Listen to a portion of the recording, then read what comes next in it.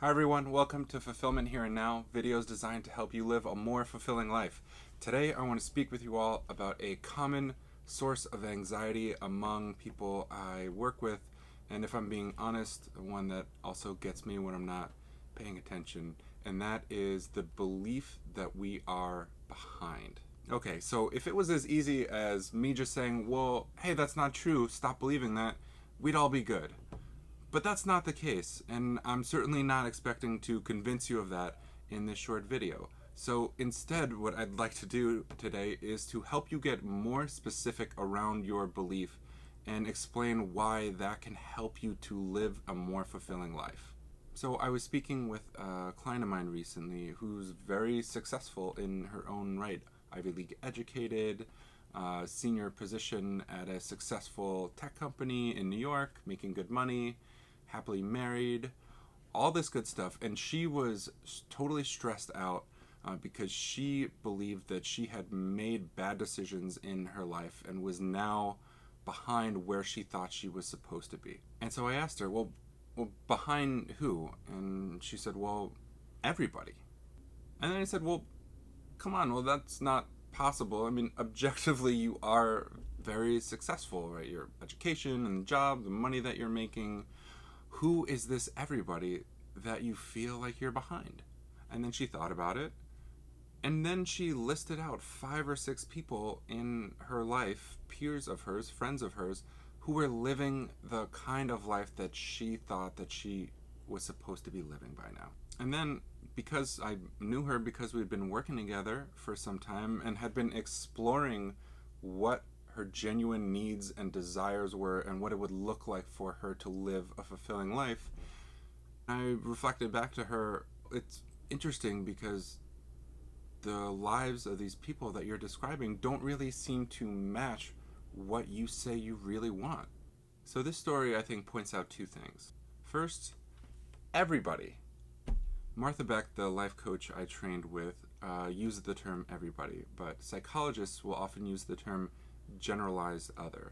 And the generalized other is comprised of a set of beliefs that each of us hold about what is expected of us by others in our culture. But really, as Martha says, this everybody isn't really everybody.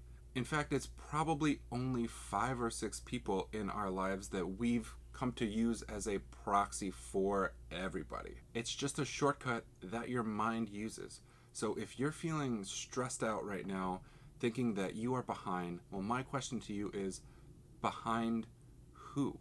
Who is your everybody?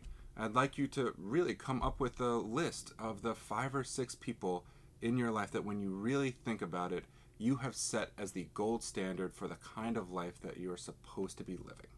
And yes, realizing that everybody isn't literally everybody, but really a small number of people who you've ordained as everybody can take some of the pressure off that we put on ourselves. But it's also good because getting specific can actually give you a real basis for evaluating whether the life you're chasing is one that you actually want. In other words, when you get more specific about your everybody, you can then use them as a way to help you refine your own ideas about what a fulfilling life looks and feels like for you. So first figure out who your everybody is, but then take a hard look at how they are living. What do they spend their time on? Who do they spend their time with? What do they value? Where do they go on vacation? All of it.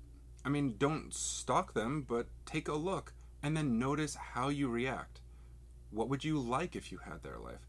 What wouldn't you like if you had their life? What would you hate if you had their life? As I've said before, fulfillment is a consequence of living in alignment with your own unique inner nature. Fulfillment is about fit. And yes, it sucks feeling like we're behind. And I do genuinely believe on my good days that each of us is exactly where we need to be in our lives. But until we can all get on board with that groovy idea, as long as we're all still chasing an everybody that's living the kind of life we're supposed to live, well, it's worth stopping for a moment, I think, to check and see, well, how we would actually feel if we ever caught them. Thank you so much for joining. Hope you have a wonderful day. I'll see you next time.